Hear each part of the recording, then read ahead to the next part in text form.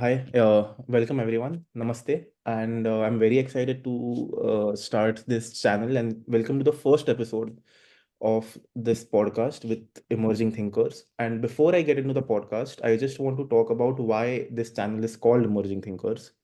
And the reason for that is in this environment where so much information is consumed by us every day, I believe that critical thinking has kind of taken a backseat in our brains. And I believe that objective facts without subjective opinions, which come from a subjective experience, are of very less value until we have our own opinions and contribution to provide to those facts. So, Emerging Thinkers is a platform where people like you and me, people who are interested in Indian history, Indian um, knowledge base, and the Sanskrit knowledge base, can come together and have a conversation, not only listen, but have a conversation with each other. And that's the aim of this channel. And that's why it's called Emerging Thinkers. And so to start the first podcast, we thought it would be perfect to start with the topic of Ramayan, because as we all know, with the context of Ram Janmabhoomi and also the fact that Ramayan has been a part of our life for since we were children, may it be through cartoons or stories or songs. Ramayan is a story which is familiar to all of us. So we have today with us the brilliant Gaurang Ji, who has who does extensive research in Hindu scriptures and Hindu texts and has also authored three books. And today, the book that we are going to talk about is a book called The Untold Stories of Ramayan. So, Gaurang Ji, first of all, welcome and thank you so much for doing this with us. We really appreciate your time. I would like to thank you for inviting me, and I agree with the concept of this channel. So I wish you good luck, and Thank you. Thank you. thanks again. Thank you. So, Gaurangji, I think my first question to you is going to be we, all of us, especially in today's age where there are so many podcasts where people can read stuff and people have so much access to information, and especially about Ramayan, where there is so much information available. I'm curious, what did you find in your research that made you go into the untold aspect of Ramayan and made you, write a book which inspired you to write a book about the untold stories?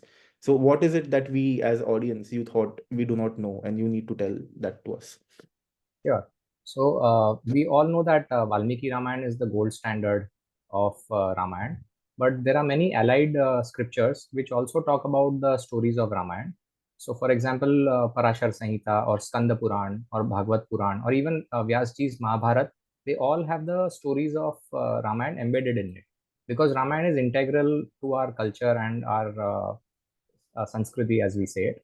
So when I started reading the other scriptures, and whenever there was a reference to the events of Ramayana, I found that it was in perfect sync with what Valmiki ji had written lakhs of years ago. So, for example, there was some discussion about Hanumanji's birthplace, right? So, some people say he was born in Venkatachal area of Andhra Pradesh, which is Tirupati, present day Tirupati area. Some say he was born in Kishkinda, and some say he was born in Anjaneri, which is in Maharashtra, on the banks of river Godavari. And what I discovered, this is just the first one it comes to my mind. What I discovered is they are all three right. Hmm. And the beauty is that Parashar Samhita explains why how it happened. So, for example, I'll just narrate a small Yeah, yeah. story. Uh, Yes. so, Shivji and Parvati ji were flying over Venkatadri, as I said, the Tirupati, present day Tirupati area, and they saw two monkeys frolicking. And Shivji read the mind of Parvati ji, and they took the forms of a monkey and they engaged in sport.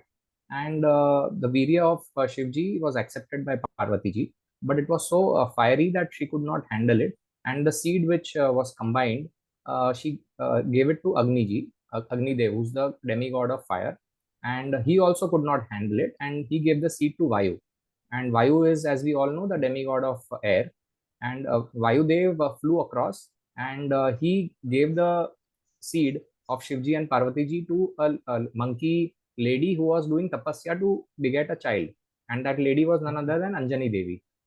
Okay. And Anjani Devi is the one who received the fruit, and she was already married to a monkey king called Kesari, so Okay. she feels a little embarrassed. And this is where the story in Parashar Samhita stops, and we pick it up from a basic scripture like Valmiki Ramayana, that Hanumanji was born in Kishkinda. which is present day Hampi of Karnataka state. And Vayudev gives the fruit to Anjani Devi. And as I said, she was little worried that she will conceive, though she's married to Kesari. Easy. So there is an Akashvani which says that this is a divine entity, and you are blessed that a divine entity will take birth from your womb. So then, when the local king Vali, whom we all know, Sugriv's brother, Yes. hears about this, he was the king there. So he gets little insecure about this because this Akashvani is generally a voice from the celestials. Yes. So he puts Panchaloha, which is an alloy of 5 metals, on the womb, on the stomach of Anjani Devi, and hoping that it will affect the child within. But obviously, Hanumanji is, the awesome, the great Yeah. spiritual entity. So nothing happens to him, but the Panchaloha becomes kundal, earrings in Okay. his Okay. on Like his ears. Karuna. Like Karuna Yes, has. right. Okay. Okay. So then we pick up the story from Brahma Puran in the Gautami Mahatmya. Gautami is another name for river Godavari, where it says that Hanumanji was born on the banks of river Godavari. So I'm picking the two stories, and I feel that since there was an attack on Anjani Devi, so she must have moved to the banks of Okay. Godavari, which is where Hanumanji took birth. So if you Okay. think about this entire thing, that Valmiki Ramayana, Brahma Puran, Parashar Sahita, and we Correct. mix all these three stories, we get a beautiful story when there is reconciliation of the discussion that where was Hanumanji born. Born. Okay. And then there are two other allied stories which are beautifully connected to this. For example, the first story that comes to my mind is why did Shivji and Parvati ji take the form of a monkey, right? Yes. So that story, the threads we pick up from Shiv Puran. So in Okay. Shiv Puran, there is a story where we all know that Ravan was a bhakt of Shivji, Shivji. and he had already acquired weapons and invincibility against all except humans from Brahmaji. So he was very arrogant, but he wanted more power, so he worships Shivji, and Shivji doesn't appear in the beginning, and then he comes from down from the Himalayas. He comes down to the plains, and he it says in the Shiv Puran, it says he did further tapasya in a garden. So in the garden, he starts cutting one after his one head after another, and when the 9 heads are gone, when he's about to cut the 10th head, Shivji appears, and he grants him the boon of further powers. So that is when Ravan gets more powers, and now the demigods are really worried. So Ravan goes back to Lanka, and at that time, the demigods, that is the Devta that we know, so they request Dev Rishi Narad for a solution. So Dev Rishi Narad then says, "Ki let me think about it. I'll do something." So Narad ji, this is all in Shiv Puran. Yeah. So Okay. Narad ji goes to Lanka and says, "अरे शिव जी ने आपको वरदान तो दे दिया, लेकिन भोलेनाथ है. So how do you know this actually is true, that you really got apar Shakti or great powers?" So Okay. Ravan asked him, "How should I check it?" So he said, "Lift Mount Kailash." So Kailash ji, अगर आपने lift कर दिया, which is the greatest mountain on this planet, then it means that the boon is true. So he goes there in his Pushpak Viman, Ravan, and there, little distance from Kailash, he stopped. And it is none other than Nandi, the bull, who's a Vahan or a vehicle of Shivji. And he says, "You can't go further. Ye Shivji or Parvati ji ka, this is the domain." So he's arrogant, right? Right. So he says, "Who is Shivji? And why are you in my way like a monkey? So Okay. please get aside." He didn't use the word please, but he says arrogantly, "Get aside." So Okay. Nandiji now is angry because he has spoken about Shivji in a very rough language. So now what he does is, Nandi the bull gives Ravan a curse that your clan will be destroyed by monkeys. Okay. So this is the story which there is a further extension that Ravan goes ahead and lifts Mount Kailash anyway, and Okay. Shivji is annoyed because Parvati ji starts trembling a little bit. So Shivji with his small foot toe, he Yes. presses the I think mountain I've there, and heard this story. Yes. right, and then he's Yeah. stuck for 1,000 years, and he does tapasya and pleads, and then he comes back to Lanka. So this Okay. is why a Vanar or a monkey is chosen to be Hanumanji's. And by the way, Shivji gives a curse that your end is near, and now your end is destined. So a Okay. lot of people mistake it that he was a Param Shiv Bhakt, but his tapasya we have to classify into one of the three categories that governs everything on this planet and everything in this cosmos.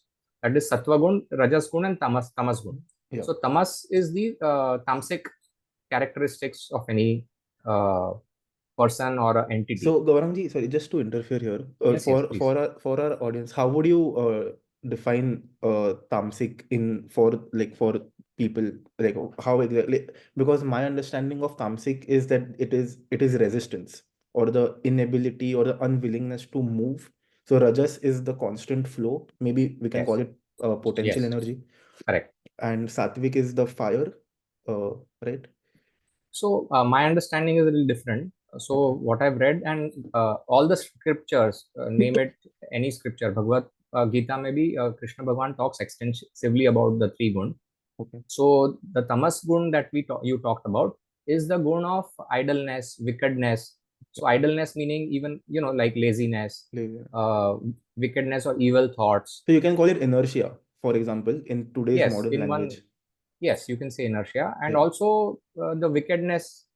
I mean, you can have inertia but not be wicked. Yes. So But it is basically imbibed with a quality. It is not just yes, inertia, but it has like yes, some other aspect to it as well. correct. So that is the avoidable gun. So Okay. each one of us on this planet are born with a combination of three gun.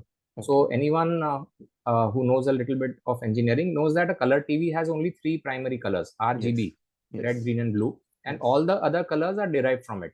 Yes. Right? So there are millions of colors, millions of shades. So same thing, there are 700 crore people on this planet, but each of them is unique because they each have a unique combination of Combination. sattva, rajas, and tamas.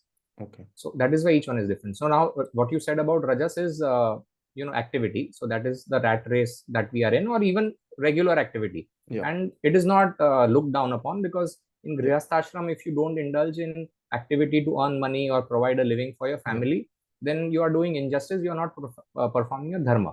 So rajas is absolutely important, but it is relevant to the ashram that you are in. And Right. sattva is the divine quality, the beautiful quality, the Okay. quality of happiness, Okay. spirituality, religiousness, good thoughts, not having Okay. evil thoughts about other, not doing evil things. Yeah. So Okay. So these are the three as we categories. say, like koi aadmi satvik gun. So that is what it means then. Yes, yes, yes. Okay. So that is, in my opinion, the aim of a person's life should be to, improve reduce the tamasic gun and Correct. go towards sattvic gun. In Satvik fact, gun. Arjun asks about moksha also in Bhagavad Gita. So Krishna Bhagavan tells him that moksha appears when you transcend the three gun also. Okay. So, Okay. you just do the activity as a devotee of God, as a nimit, that is a popular word that is used, a karma or karma yoga, and as the bhava of bhakti in you, that you are a devotee of God, and whatever you are doing, you are not doing with an attachment to the result or with a desire for so and so result. I mean, you Okay. can have a desire because, without the thought this is going to be the end result, you cannot do any Okay. activity. Okay. But if you get attached to that, then there is a problem. Correct. Correct. So, Okay. so that is why Ravan I would classify into the tamasic category, Into the conversation. Okay. Makes because sense. he always wanted destructive things about others. Correct. He never Correct. wanted powers for the well-being of the Correct. planet, unlike his younger brother Vibhishan. Correct. Correct.